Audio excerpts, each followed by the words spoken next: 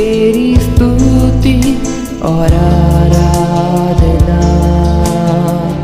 करता हूँ मैं तुझसे ये प्रार्थना। महिमा से तेरी तू इस जगह को भर, जो भी तू चाहे तू यहाँ पर कर।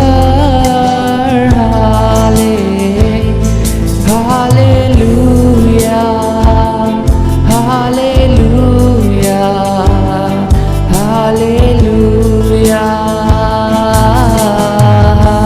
Hallelujah, hallelujah, hallelujah. करुणा से तेरी नया दिन दिखाता है, दया से तेरी मुझको बचाता है। जब मैं पुकारूं तो दौड़ आता है, जब मैं गिरूं मुझे उठाता है। हालेलुया, हालेलुया, हालेलुया,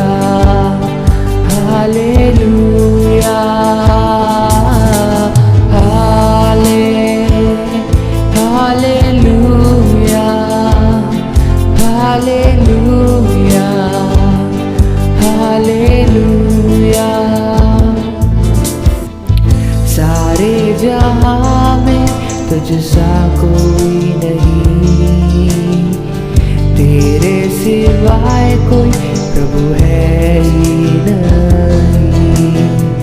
घुटने मैं टेकूं बस तेरे सामने, तू है मेरा प्रभु, तू मेरा खुदा। Hallelujah, hallelujah, hallelujah, hallelujah, hallelujah, hallelujah. एक बार फिर से परमेश्वर का धन्यवाद हो कि एक हफ्ते के पश्चात फिर से हम इस पवित्र आराधना के दिन में हम आपस में इस वचन की सेवकाई कर सकते हैं। और परमेश्वर का धन्यवाद हो कि पिछले दिनों में प्रभु ने अद्भुत रीति से सब परिस्थितियों को अपने नियंत्रण में लिया है। और इन दिनों में हमारा जो शहर है, जो हमारे नगर है, वहाँ काफ़ी राहत की बात है कि जो संक्रमण जो है वो 5% से भी अंदर हो, उसके अंदर हो गया है। 2.1 या 2%, 1% हो गया है, जो एक बड़ा संक्रमण नहीं कहलाता है। तो परमेश्वर की दया से फिर से हम एक सेकेंड वेव को पूरा करके अब हम सामान्य स्थिति में पहुंच रहे हैं और पहुंच गए हैं। उसके लिए परमेश्वर का धन्यवाद हो। आज मैं आपको परमेश्वर के वचन से बताऊंगा और हम परमेश्वर के वचन को बड़े प्रार्थना पूर्वक, बड़े धैर्य के साथ परमेश्वर के वचन को सुने। परमेश्वर हमसे बातचीत करेगा, परमेश्वर इन वचनों के द्वारा आशीष देगा। पिछले हफ्ते में हम लोग कुछ लोगों का वीडियोस देख रहे थे, कुछ वचन की बातें कर रहे थे और कई दिनों से हम लोग इन सब विषय के ऊपर में कुछ चर्चा करते हैं अपने परिवार में, घर में, कुछ प्रभु के लोगों के साथ। और जब इस प्रकार की सारी वार्तालाप और बातचीत चल रही थी, उस बीच में परमेश्वर ने मुझे एक विचार दिया, एक वचन से एक बात बताया और आज मैं वो वचन, वो बात आपके साथ शेयर करना चाहता हूँ। वन सिंगल आइडिया, एक छोटा सा, एक मात्र आइडिया या जो पॉइंट है वो मैं आपको बताना चाहता हूँ। तो आज हमारे प्रचार का जो शीर्षक है, हमारे प्रचार का शीर्षक है giving our all to Jesus. अपना सब कुछ प्रभु यीशु को दे देना। इट्स अबाउट गिविंग, ये देने के विषय में है। और हमारे आज का प्रचार का शीर्षक giving our all to Jesus, अपना सब कुछ यीशु को दे देना। परमेश्वर हमसे ये उम्मीद करता है कि हम अपना सब कुछ परमेश्वर को दे दें। देने के विषय में प्रचार तो बहुत ही कम मैं ऐसे देने के विषय में प्रचार करता हूँ। और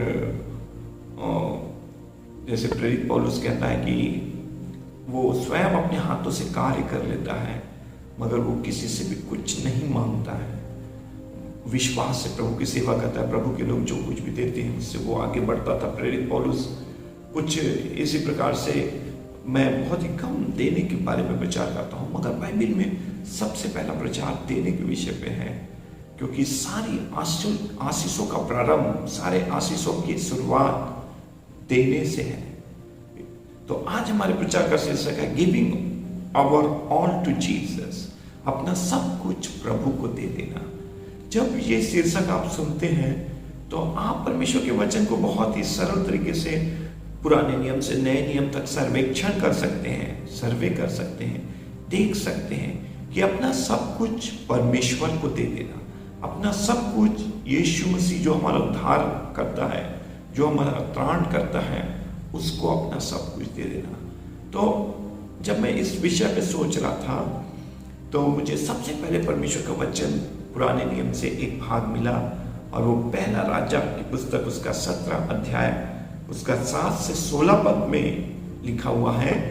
पहला राजा की पुस्तक उसका 17 अध्याय 7 से 16 पद के अंदर में पहला बात हम देखते हैं अपना सब कुछ प्रभु को दे देने के विषय में।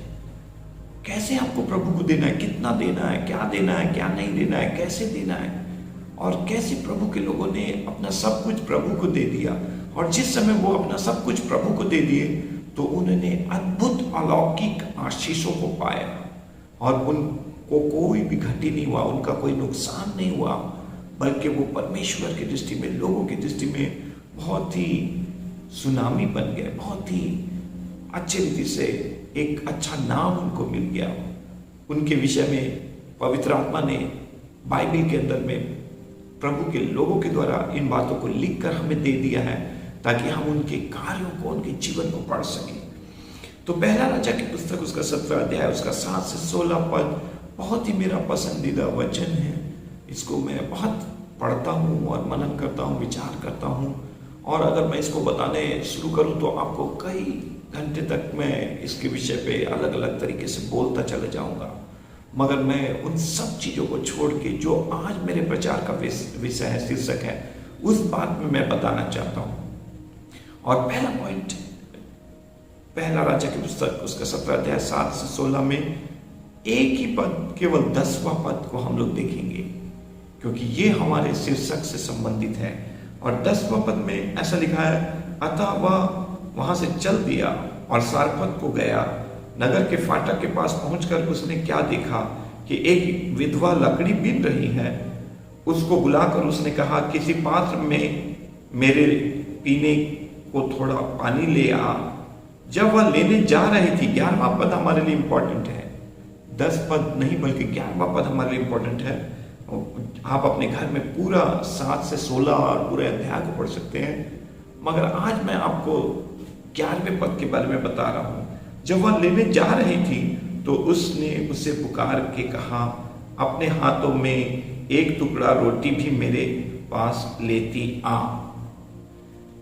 एलिया नबी परमेश्वर के द्वारा से सारफत की विधवा के पास, एक अन्य जाति विधवा के पास भेजा गया। देखिए परिस्थिति क्या है, जो इसका कॉन्टेक्स्ट है, इसका जो संदर्भ क्या है। चारों तरफ भीषण अकाल है, घोर अकाल है। घोर अकाल में लोग अपने प्रतिदिन की रोटी को जुटाने के लिए संघर्ष कर रहे हैं, प्रयास कर रहे हैं कि कैसे वो अपने जीवन को आगे बढ़ा पाएंगे, कैसे वो सरवाइव कर सकेंगे, कैसे वो इस संसार में जीवित रह पाएंगे, अपने परिवार को, अपने बच्चों को कैसे जीवित रख पाएंगे, उनकी आवश्यकताओं को, उनकी भोजन वस्तु को कैसे दे पाएंगे। तो करीत नाम नाले में एलिया नबी जो है वो वहां पर था, और वो नाला का पानी सूख जाता है। और परमेश्वर के वचन में लिखा है कि परमेश्वर ने एक विधवा के घर में एलिया नबी के आवश्यकताओं का प्रयोजन कर रखा था, उसकी व्यवस्था कर रखी थी।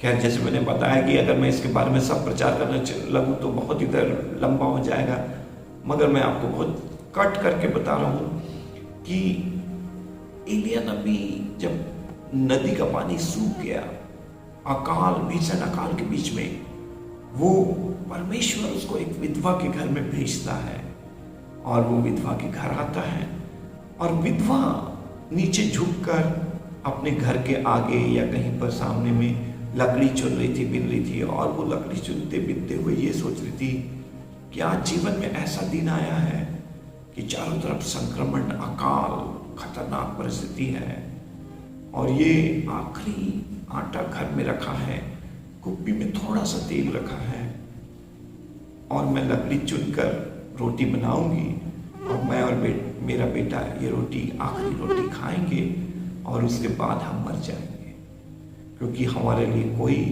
नौकरी का व्यवस्था नहीं होगा, कहीं से कोई पैसे आने की आस नहीं होगी, कहीं से कोई मैदा मिलने का कोई भी प्रयोजन नहीं हो सकता है, तेल नहीं मिल सकता है, क्योंकि इस भीषण अकाल में चारों तरफ रोटी के लिए संघर्ष है। और ऐसे समय में एलिया नबी जो भविष्यवक्ता है वो उसके घर भेजा जाता है। परमेश्वर एलिया नबी को किसी अन्य यहूदी परिवार, इस्राएली परिवार कहीं नहीं भेजा, मगर सारफत की विधवा के पास गया। वो मन ही मन प्रार्थना कर रही थी कि ये मेरा आखिरी भोजन है, मैं अपने बेटे के साथ मर जाऊंगी। देखिए, परमेश्वर आपके मन की पुकार को सुनता है, आपकी प्रार्थनाओं को सुनता है, आपके अंदर जो विचार चलते रहते हैं उसको वो सुनता है। आप जब आप आंसू बहाते हैं, कई चीज़ों को सोचते हैं, विचारते हैं, जब आप कठिन और दुखित और तकलीफ में फंस जाते हैं, परमेश्वर आपको नहीं छोड़ता है। परमेश्वर का प्रेम सबके लिए प्रकट है, चाहे वो यहूदी हो, चाहे वो अन्य जाति हो, चाहे कोई भी हो। तो ये विधवा के पास जब भविष्यवक्ता आता है तो वो पहले तो उससे पानी मांगता है और जैसे वो पानी लेने जाती है उससे कह देता है कि तू एक टुकड़ा रोटी भी ला देना। ये उसके लिए उसके कलेजे में तीर चलाने के बराबर है, उसके हार्ट में एक एरो मार देने के बराबर है। अरे मेरा आखिरी कीमती रोटी, थोड़ा सा मैदा और तेल, उसमें भी पाहुन आ गया, अतिथि आ गया, मेहमान आ गया, कोई अजनबी आ गया। अरे तो ये उसके लिए बहुत ही झकझोर देने वाली बात है, उसको हिला देने वाली बात है कि एक रोटी ले आना। वास्तव में परमेश्वर का भविष्यवक्ता परमेश्वर का प्रतिनिधि है। बाइबल में बार बार स्वर्गदूतों के बारे में वर्णन है कि परमेश्वर का स्वर्गदूत फलाने फलाने व्यक्ति के पास भेजा गया, मरियम के पास भेजा गया, यूसुफ को स्वप्न में बात किया और यशायाह नबी को दर्शन मिला, स्वर्गीय दर्शन मिला। स्वर्गदूत लोग इब्राहिम और सारा के पास आए। स्वर्गदूत परमेश्वर के प्रतिनिधि हैं और भविष्यवक्ता, प्रभु के जन परमेश्वर के प्रतिनिधि हैं। वास्तव में जब वो वहां पर आए हैं, एलिया नबी को खुद के लिए रोटी की चिंता नहीं है, वो उसके रोटी को खत्म करने के लिए नहीं आया। वो इसलिए नहीं मांग रहा है कि वो आबाद हो जाए और विधवा नाश हो जाए, मगर वो इसलिए उसके घर में कदम रखा है, इसलिए उससे बातें किया है, इसलिए उसके पास आया है ताकि उसकी सारी जरूरतें पूरी हो जाए, सारी जरूरतें पूरी हो जाए। मगर यदि आप आर्थिक बातों में उन्नति करना चाहते हैं, अपना सब कुछ पाना चाहते हैं, तो आपके सामने में एक इंसान होने के नाते बहुत कठिन है कि अपना सब कुछ प्रभु को दे दे, अपना आखिरी चीज प्रभु को दे दे। आज हमारे प्रचार का शीर्षक है गिविंग ऑल टू जीसस, अपना सब कुछ परमेश्वर को दे देना, यीशु को दे देना। जिसका आखिरी रोटी कुप्पी भर तेल, कुप्पी में थोड़ा सा तेल और थोड़ा सा मैदा था, और इसने अपना आखिरी रोटी एलिया नबी को दे दिया। मगर वास्तव में जब हम देते हैं तो हम पाते हैं, दो तो तुम्हें भी दिया जाएगा। यीशु मसीह ने कहा जब हम देंगे तब हम पाएंगे। तो एलिया को ये विधवा अपना आखिरी रोटी, वो थोड़ा सा मैदा और तेल, अपने बेटे और अपने खुद का हिस्सा और निवाला जो है वो प्रभु के दास को दे देती है। और वास्तव में प्रभु का दास उसकी रोटी को मांगना तो एक बस वार्तालाप और बात करने का एक तरीका था। वास्तव में उससे वो लेने नहीं आया था, बल्कि वो देने आया था। परमेश्वर को किसी चीज की आवश्यकता नहीं, किसी चीज का प्रयोजन नहीं।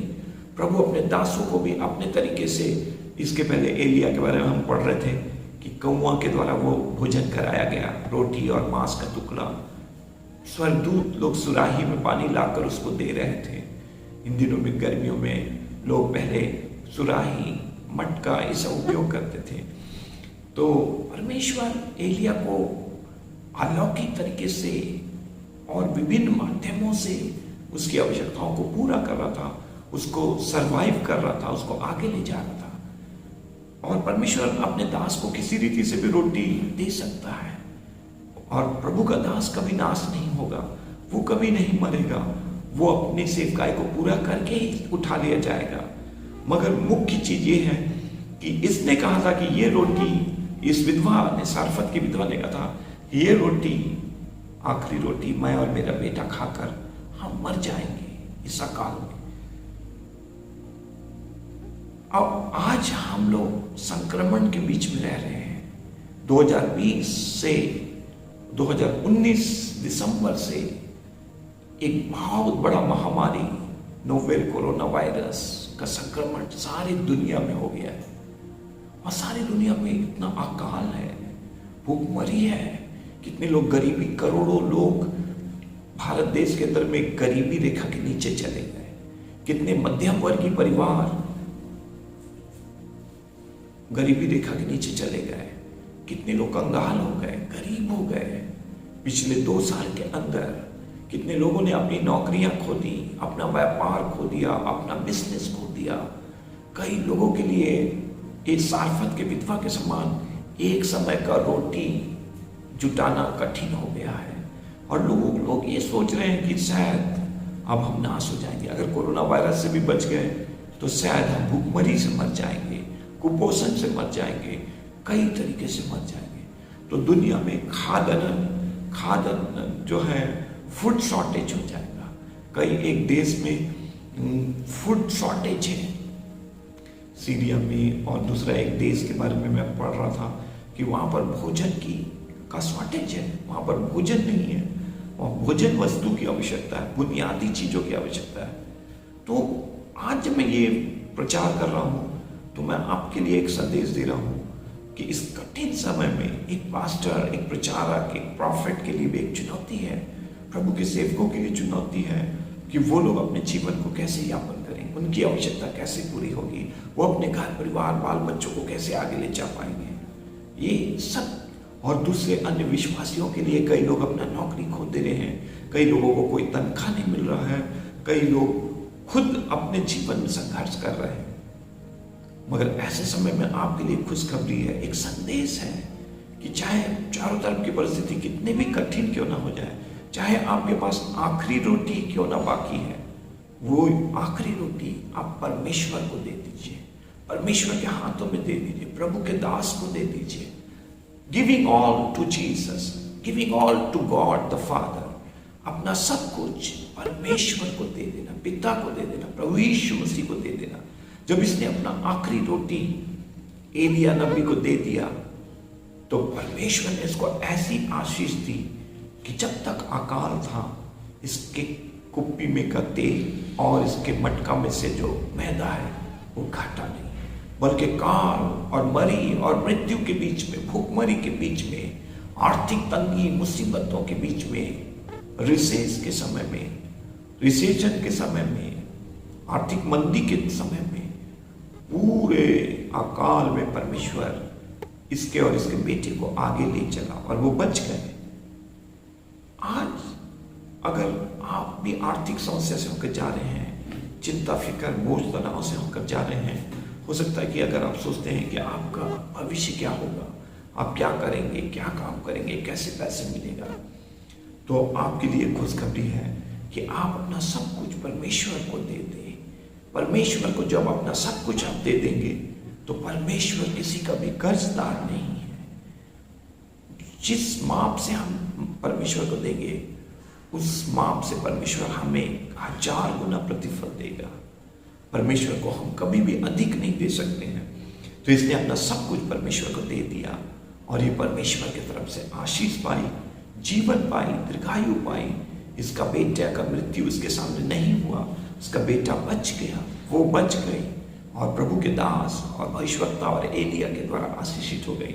पिछले दिनों में मैं सामरी स्त्री के बारे में पढ़ रहा था, यूहन्ना रचित सुसमाचार 4 अध्याय में। यीशु मसीह कुएं में जाके बैठ जाते हैं, चेले लोग सब भोजन वस्तु लेने के लिए चले जाते हैं। और यीशु मसीह के ज़माने में जोमेटो, स्विगी ये सब तो नहीं था, और यीशु मसीह के पास कोई मोबाइल सेल फोन नहीं था, कोई ऐप नहीं था कि वो मैकडोनाल्ड, KFC या डोमिनोज ये सब में ऑर्डर कर देते, भोजन वस्तु ऑर्डर कर सकते हैं। जैसे आजकल अमेज़ॉन और अन्य जगह से हम लोग सब चीज़ों को ऑर्डर करते हैं और मंगाते हैं, और जो बॉय है वो घर में ला के देता है, डिलीवरी बॉय जो है वो घर में ला के देता है, सब कुछ डिजिटल हो जाता है। मगर यीशु मसीह के समय में चेले लोग भोजन वस्तु लेने के लिए गए थे और यीशु मसीह अकेला कुआं में बैठ गया था, मगर वो निर्धारित परमेश्वर का समय था। जैसे ही सामरी स्त्री पानी मांगने आई तो यीशु मसीह ने उससे पानी मांगा। पानी का बनाने वाला सृजनहार परमेश्वर, वो किसी चीज का प्यासा नहीं था, मगर वो आत्माओं का प्यासा था, लोगों का प्यासा था। वो मानव जाति को बचाना चाहता था, पूरे गांव शहर को बचाना चाहता था।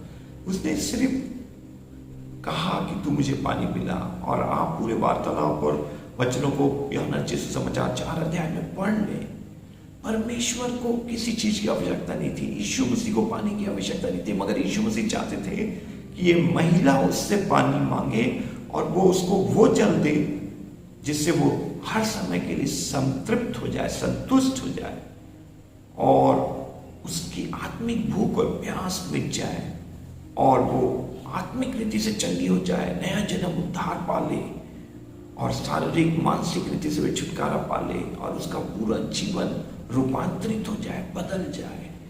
तो यीशु मसीह को पानी की आवश्यकता नहीं थी। उसने कहा मुझे पानी पिला, और तब यीशु मसीह ने कहा यदि तू जानती कि कौन तुझसे बातें कर रहा है और तू उससे मांगती, और वो तुझे वो जीवन का जल देता जो तेरे भीतर एक उमड़ता हुआ श्रोता बन जाती, और तेरे भीतर से, आउट ऑफ योर बेली, तेरे भीतर से, तेरे पेट से वो जीवन के जल की नदियां बह निकलती। उसने कहा प्रभु तेरे पास तो कुछ नहीं है, और अगर तू ये पानी पिला सकता है तो मुझे पिला दे। और फिर आगे की बहुत सारी बातें हैं। खैर आज ये मेरा प्रचार नहीं है, सिर्फ मैं इतना बताना चाहता हूँ कि यीशु मसीह उससे जल नहीं मांग रहे, बल्कि यीशु मसीह चाहते हैं कि वो उससे मांगे और वो जल दे। एलिया नबी जो है इस सारफत की विधवा से रोटी मांग रहा है कि तू वो एक रोटी भी लेके आना पानी के साथ। वास्तव में वो रोटी मांग नहीं रहा है, बल्कि रोटी देने आया है, उसके खत्ते को भरपूर करने आया है, उसके अन्न जल को आशीष देने आया है। परमेश्वर लेने वाला नहीं है, बल्कि परमेश्वर सब कुछ देने वाला है। गिविंग ऑल टू जीसस, अपना सब कुछ प्रभु को दे दें, आज हमारे प्रचार का शीर्षक। और पहला वचन, पहला पॉइंट मैंने आपको बताया है, सारफत की विधवा जिसने अपने जीवन का आखिरी रोटी और तेल और वो मैदा, आखिरी रोटी जो आखिरी बचा था उसने दे दिया।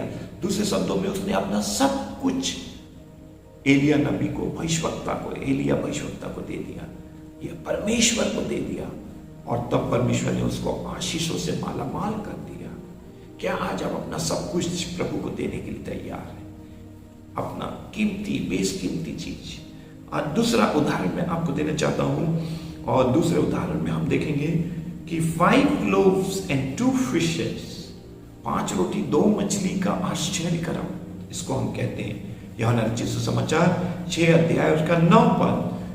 समय के अभाव के कारण जल्दी जल्दी पॉइंट मैं बताते जाऊंगा, बाद में आप पूरे बाइबल को पढ़ सकते हैं।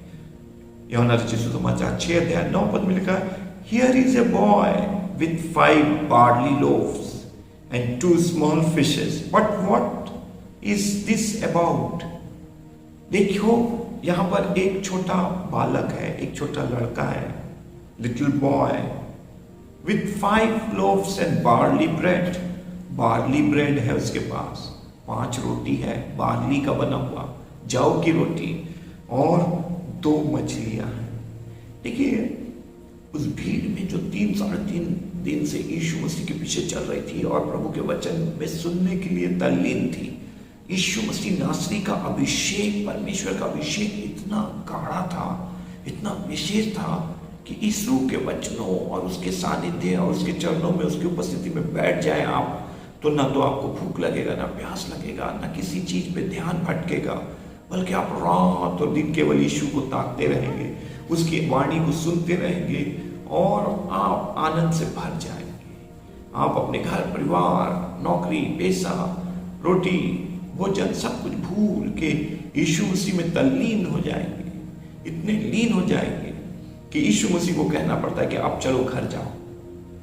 तो जब 3-3.5 दिन हो गया, तो मैं एक बात सोच रहा था कि सब लोग अपने अपने साथ टिफिन नहीं लाए थे, रोटी नहीं लाए थे, या लाए होंगे तो भी बाइबल हमें नहीं बताती, मगर बाइबल इतना बताती है कि एक लड़का था और वो टिफिन लेके आया था, और उसके लिए वो टिफिन आखिरी रहा होगा या उसके लिए बहुत कीमती है।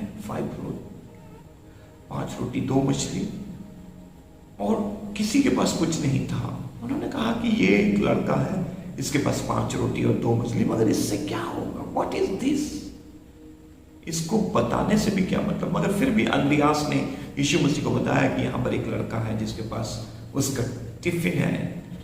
सारफत की विधवा के पास एक आखिरी रोटी था, इस बच्चे के पास, इस बालक के पास भी आखिरी रोटी है, 5 रोटी 2 मछली, उसके पर्सनल टिफिन है, उसका व्यक्तिगत, उसके टिफिन के लिए, उसके भोजन के लिए है, लोगों को देने के लिए नहीं है। उसकी मम्मी शायद उसके लिए पैक कर दी होगी, या जिस तरीके से भी उसने टिफिन लेकर आया था।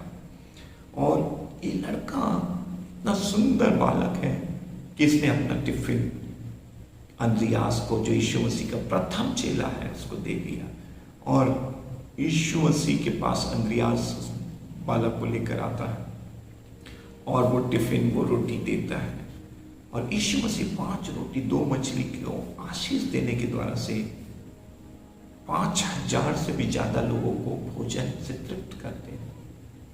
तो आज हमारे प्रचार का शीर्षक है giving our all to Jesus, अपना सब कुछ यीशु को दे देना। सारफत की विधवा अपना आखिरी भोजन, आखिरी रोटी प्रभु के दास को दे दी, परमेश्वर को दे दी। यहां पर एक छोटा बालक 5 रोटी 2 मछली, अपना टिफिन, जब किसी के पास कोई टिफिन नहीं है, किसी के पास कोई रोटी नहीं है, 3.5 दिन से वो लोग यीशु के पीछे वचन सुनने में लीन है, ऐसे समय में इसने अपना टिफिन प्रभु को दे दिया, यीशु को दे दिया, 5 रोटी 2 मछली दे दिया, जिससे सारे लोग आशीषित हो गए और एक बड़ा आश्चर्यक्रम देखे, अनुभव किए। आत्मिक और भौतिक आवश्यकताएं, शारीरिक आवश्यकताएं उनकी पूरी हो गई। Praise the Lord. तो यहां पर भी हम एक ऐसे बालक को देखते हैं जो अपना सब कुछ प्रभु को दे दिया, और उसके देने के द्वारा से सब लोग आशीषित हो गए। जब आप अपना सब कुछ प्रभु के लिए दे देते हैं तो बहुत सारे लोगों के लिए आप आशीष का कारण बन जाते हैं, परमेश्वर की महिमा का कारण बन जाते हैं, प्रभु की सेवा, उसके राज्य की बढ़ोतरी, उसके कार्य को आगे बढ़ाने वाले बन जाते हैं। तीसरा वचन का भाग मैं आपको बताना चाहता हूं, तीसरा पॉइंट आपको बताना चाहता हूं, द विडोज 2 माइंड्स, विधवा के 2 दमड़ी के बारे में। लूका रचित सुसमाचार 21 अध्याय 1 से 4 पद में लिखा है। लूका रचित सुसमाचार 21 अध्याय 1 से 4 पद में लिखा हुआ है, और वहां पर लिखा हुआ है कि यीशु मसीह मंदिर में थे, और यीशु मसीह जब मंदिर में देख रहे थे कि लोग, बड़े बड़े लोग बहुत कुछ, अपना सब कुछ दे रहे हैं और भंडार में, मंदिर के भंडार में डाल रहे हैं। एक विशेष बात यह है कि मलाकी की पुस्तक में लिखा हुआ 3 अध्याय में कि अपने सारे दसवांश मेरे भंडार में लाओ, ताकि मेरे भंडार में, मेरे भवन में भोजन वस्तु हो। सारे दसवांश आपको कहां पर लाना है? आपको सारे दसवांश कलीसिया के भंडार में, याजक के हाथों में और कलीसिया के भंडार में लाना है। वचन के अनुसार मैं आपको बता रहा हूं, आपको इधर उधर दसवांश नहीं देना है, इधर उधर नहीं देना है। आपको अपना दसवांश भंडार में लाना है।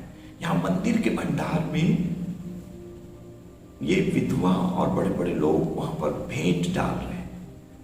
तो अगर आप मंदिर के भंडार में, चर्च के भंडार में अगर नहीं डालेंगे तो चर्च का सारा काम ठप हो जाएगा। प्रभु के दास लोगों के जीवन में बहुत दुख, तकलीफ और संघर्ष आ जाएगा। इसलिए सारा दसवांश परमेश्वर के भंडार में लाना है। ये परमेश्वर का नियम है, बाइबल का नियम है। लोग दसवांश को इधर उधर देते हैं, किसी को भी दे देते हैं, कहीं भी मन लगता है दे देते हैं, वचन को ध्यान से नहीं पढ़ते हैं, ध्यान से उनको कोई बताता नहीं, सिखाता नहीं। आपको अपना सारा दसवांश किसी को भी नहीं देना है, बल्कि केवल आप अपने याजक के हाथों में जाकर दें और परमेश्वर के भंडार में, चर्च के भंडार में, कलीसिया में दें। और दसवांश देने के बावजूद आप अतिरिक्त अन्य दान और भेंट अलग जगह में भी दे सकते हैं। किसी अन्य लोगों की सेवकाई में, किसी दूसरे दास को भी अगर आप देना चाहते हैं, किसी प्रचारक पास्टर को देना चाहते हैं, तो उसमें कोई गलती नहीं है। मगर दसवांश कलीसिया और कलीसिया के भंडार का है।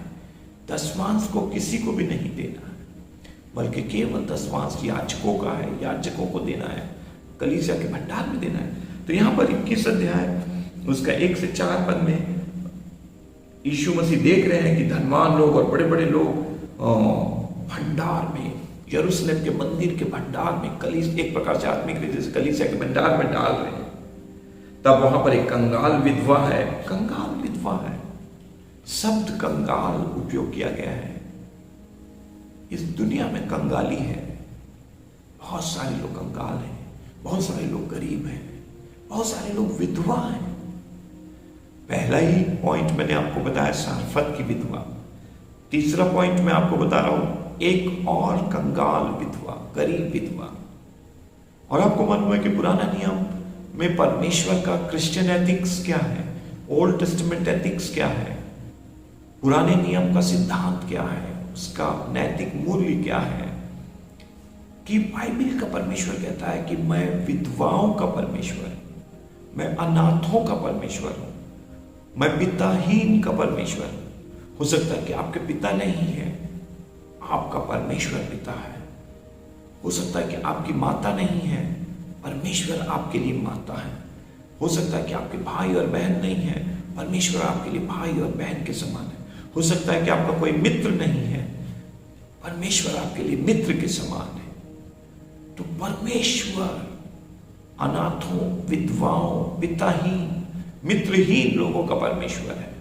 यदि आपके पास कोई मित्र नहीं है, यीशु मसीह को अपना मित्र बना लीजिए, यीशु मसीह को अपना पिता बना लीजिए, अपना उद्धारकर्ता मान लीजिए, उसको अपना सब कुछ दे दीजिए और वो आपका मित्र हो जाएगा, आपका उद्धारक हो जाएगा, वो आपका शांतिदायक परमेश्वर हो जाएगा।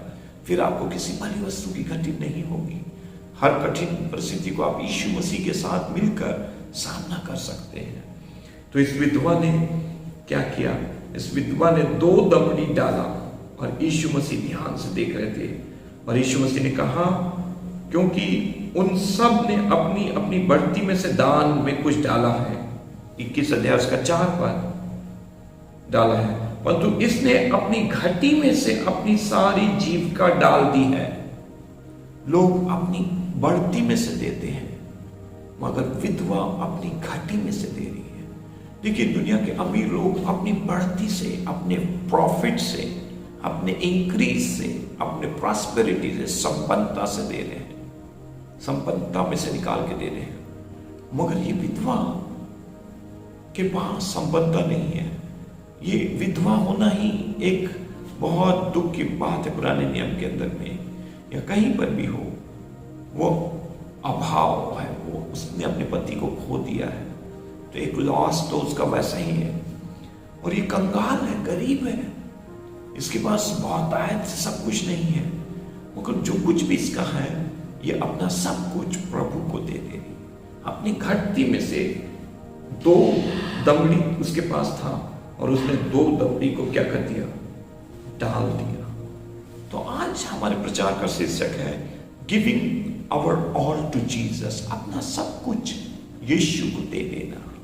और जब ये विधवा ने अपनी 2 दमड़ी परमेश्वर को दे दिया, तो यीशु मसीह उसकी भूरी भूरी प्रशंसा करते हैं। उसको अप्रिशिएट करते हैं और कहते हैं कि इन सब लोगों में से इसने अपना सर्वोत्तम दे दिया है और इसका जो भेंट है वो कभी भुलाया नहीं जाएगा, बल्कि परमेश्वर की दृष्टि में वो ग्रहण योग्य है।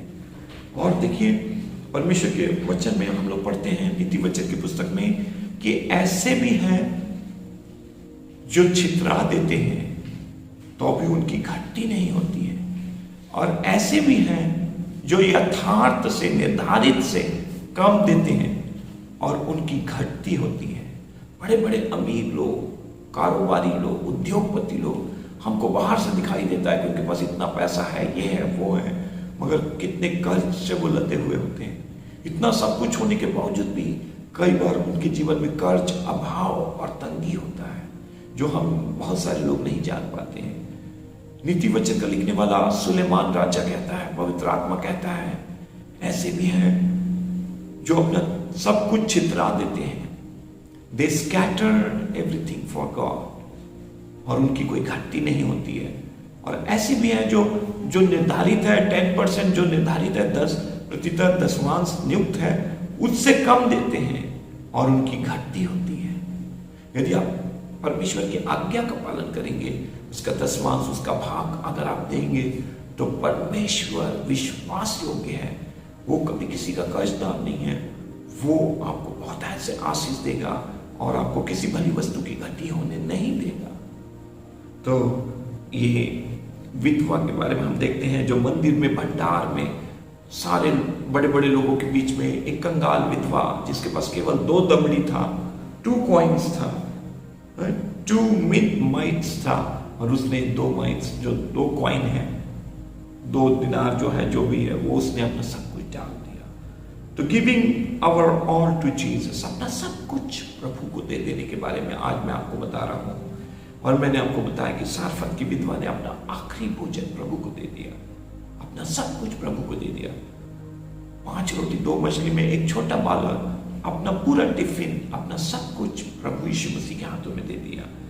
यहाँ विधवा, जिसके पास जो कुछ भी था घटती में से, उसने अपना सब कुछ प्रभु के भंडार में, परमेश्वर के मंदिर में डाल दिया। Giving our all to Jesus, अपना सब कुछ प्रभु को दे देना, और तब हम प्रभु से आशीष पाते हैं। एक और जब मैं इस प्रचार करता हूं तो मुझे बहुत सारे वचन और बहुत सारे लोगों के बारे में मालूम होते जाता है, मगर मैं आपको सब कुछ लोगों के बारे में नहीं बताऊंगा। मगर इसको जब मैं बता रहा हूं तो एक महिला के बारे में मैं आपको बताऊंगा, मेरी विथ एलाबास्टर ऑइंटमेंट। मरियम जो है, यूहन्ना रचित सुसमाचार 12 अध्याय उसका 3 पद में, यूहन्ना रचित सुसमाचार उसका 12 अध्याय उसका 3 पद में हम लोग क्या पढ़ते हैं, मरियम के बारे में पढ़ते हैं।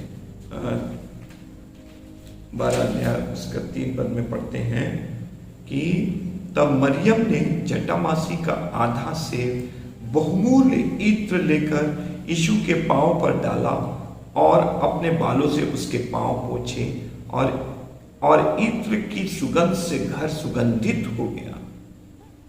तो मरियम ने एक संगमरमर का पात्र में जटामासी का इत्र, जो बहुत ही कीमती है, उसको लाके यीशु मसीह के सिर के ऊपर तोड़कर उसको सिर के बालों से पैर के एड़ी तक अभिषेक कर दिया। उसके गाड़े जाने के बारे में एक नबूवत का कार्य कर दिया, नबूवत का वचन दे दिया, एक भविष्यवाणी कर दिया, और अपना सब कुछ उसने यीशु को दे दिया। तो लोग आलोचना करने लगे, चेले कहने लगे कि इतना कीमती इत्र क्यों ढेला गया, इसको बेचकर कंगालों को दिया जा सकता था। मगर यीशु मसीह ने कहा, इसने जो मेरे गाड़ी जाने के लिए किया है, इसे छोड़ दो, इसे मत सताओ। कंगाल सदा तुम्हारे साथ रहेंगे, मगर मैं तुम्हारे साथ सदैव नहीं रहूंगा। इसलिए अपना सर्वोत्तम हमको प्रभु यीशु को देना है। तो ये 1 साल का जो वेज है,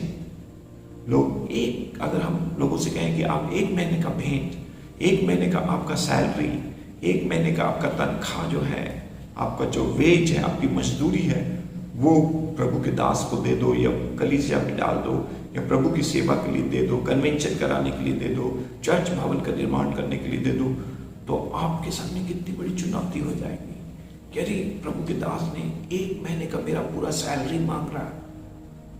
मगर इस महिला ने, मरियम ने साल भर का 1 ईयर वेज, 1 साल का मजदूरी, जो रुपया पैसा का भेंट जो है वो यीशु मसीह को दे दिया कि चरणों में।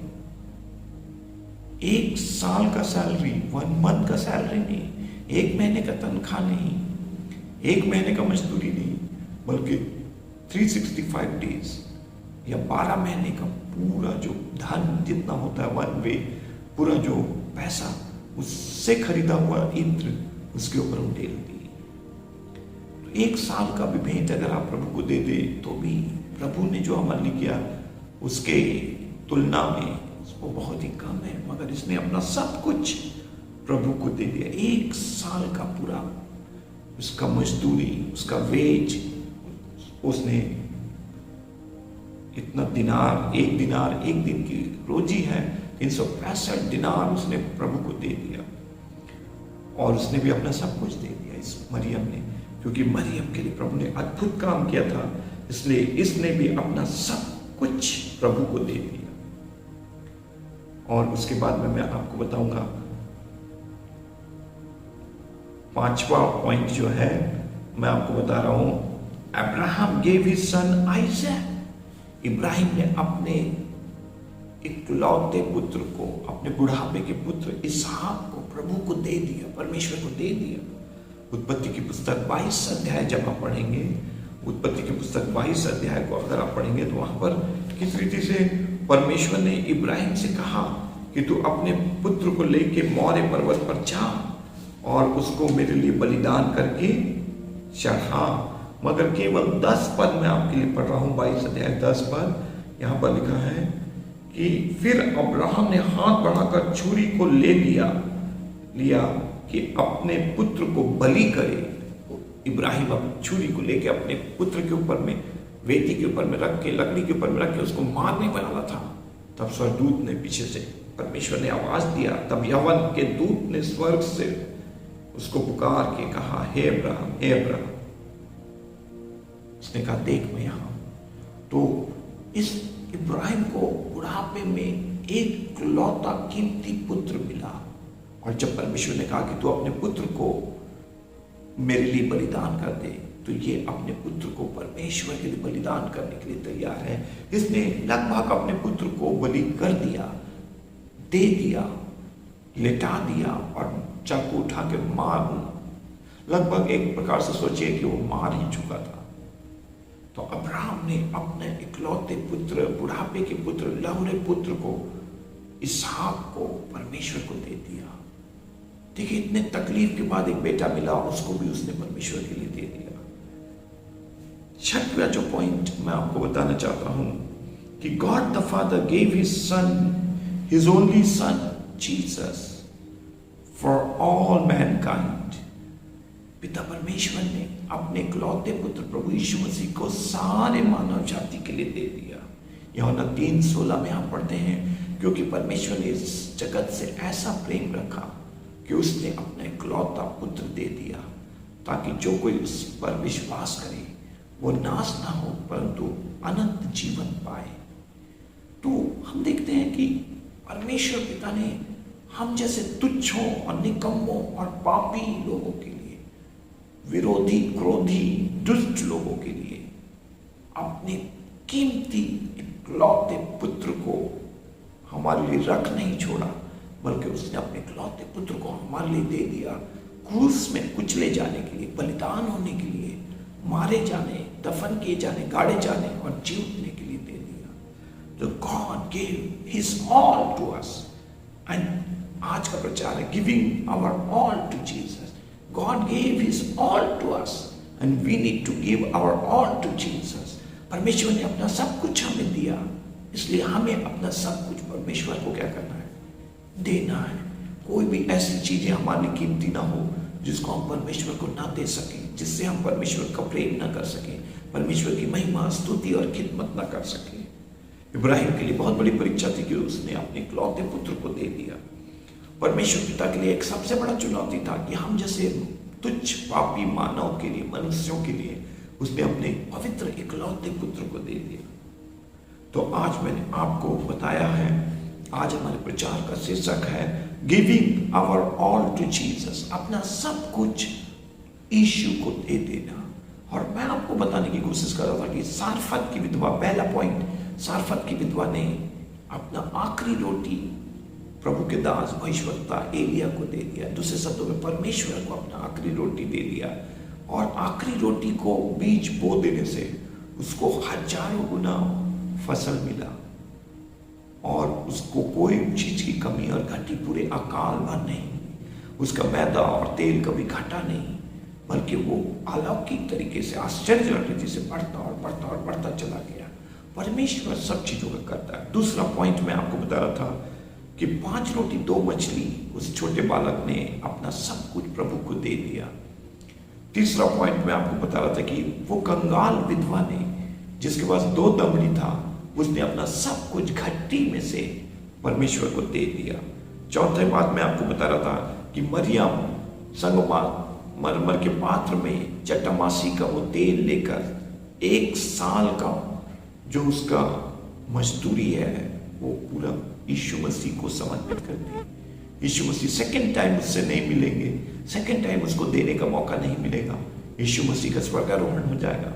इसलिए यीशु मसीह के क्रूस में चढ़ने से पहले उसने अपना सर्वोत्तम भेंट यीशु को अर्पित कर दिया। जो कुछ वो कर सकती थी उसने किया। और इब्राहिम ने अपने इकलौते पुत्र इसहाक को ना रख छोड़ा, उसको दे दिया। और छठवां पॉइंट मैं आपको बता रहा था कि परमेश्वर ने स्वयं अपने इकलौते पुत्र प्रभु यीशु को हमारे लिए बो दिया। यीशु मसीह के बो दिए जाने से उसको इतने अनगिनत आत्मिक बेटे और बेटियां मिली, इतने संतान, इतने लोगों के उद्धार और आशीष का कारण प्रभु यीशु मसीह बन गए। यीशु मसीह हम जैसे अयोग्य तुच्छ निकम्मों के लिए अपना सब कुछ दे दिया। 7वीं बात है, और वो बात आपके लिए है, मेरे लिए है कि will you give your everything to God? क्या आप अपना सब कुछ परमेश्वर को देंगे? Will you give your all to Jesus? क्या अपना सब कुछ यीशु को आप देंगे? प्रभु मेरे लिए सब कुछ तुझसे बढ़कर नहीं है, बल्कि मेरा सब कुछ मैं तुझे देती हूं, तुझे देता हूं, तू मेरी सहायता कर। तो आज मैं आपको बाइबल से ये दिखाने की कोशिश कर रहा था कि कैसे लोगों ने अलग अलग परिस्थिति में अपना सब कुछ प्रभु को दे दिए। वर्तमान समय में संक्रमण के कारण भूखमरी, बेरोजगारी, कंगाली, कुपोषण, लूटमार, लड़ाई झगड़े और चिंता, फिक्र, तनाव, भविष्य धुंधला सा दिखाई दे रहा है। कोई अच्छा भविष्य लोगों को दिखाई नहीं दे रहा है। कैसे सेवकाई करेंगे, कैसे चर्च प्लांटिंग करेंगे, प्रभु का राज को कैसे बढ़ाएंगे, कहाँ नौकरी करने जाएंगे, कौन हमें नौकरी देगा, कैसे पैसा मिलेगा, कैसे तनख्वाह मिलेगा, कैसे प्रमोशन मिलेगा, हमारे बच्चों की पढ़ाई कैसे होगी, क्या होगी। बहुत सारे संघर्ष और चिंता और चुनौती है। मगर ऐसे समय में परमेश्वर का वचन आज सुबह आपके पास आया है कि अपना सब कुछ प्रभु को दे दे, प्रभु को पहला स्थान दे, प्रभु का भाग प्रभु को दे, और तब परमेश्वर की आशीषों की शुरुआत आपके साथ हो जाएगी। जीवन के जल की नदियां बह निकलेगी और आपको किसी भली वस्तु की घटी नहीं होगी। परमेश्वर आपको इन वचनों के द्वारा आशीष दे। आइए हम अपने आंखों को बंद करें, सर को झुकाएं और प्रार्थना करें। पिता परमेश्वर, हमारी सहायता करके हम अपना सब कुछ तेरे हाथों में दे दें।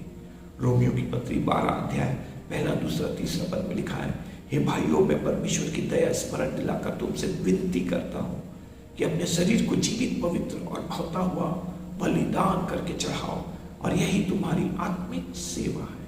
हम अपने शरीर, प्राण, आत्मा को, अपने तन, मन, धन को, अपने योग्यता को, अपने गिफ्ट्स, टैलेंट्स, फाइनेंसेस को, सब चीज को तेरे हाथों में सौंपते हैं प्रभु, और अपना सब कुछ आपको देने के लिए हमारी सहायता कर। इस योग्य हमें बना, हमें सामर्थ्य और शक्ति दे कि हम अपना सब कुछ आपको दे सकें, और इसके द्वारा तेरी महिमा, स्तुति, सेवा, कार्य बढ़ सके प्रभु, और लोग आशीष पा सकें। और ये तेरे लिए सुगंधित द्रव्य के समान, एक सुंदर खुशबू के समान ये भेंट स्वर्ग में कबूल की जाए, हाबिल की भेंट के समान, और तेरी आशीष हम पर आने पाए। बच्चे बड़े बुजुर्ग जवानों को आशीष दे।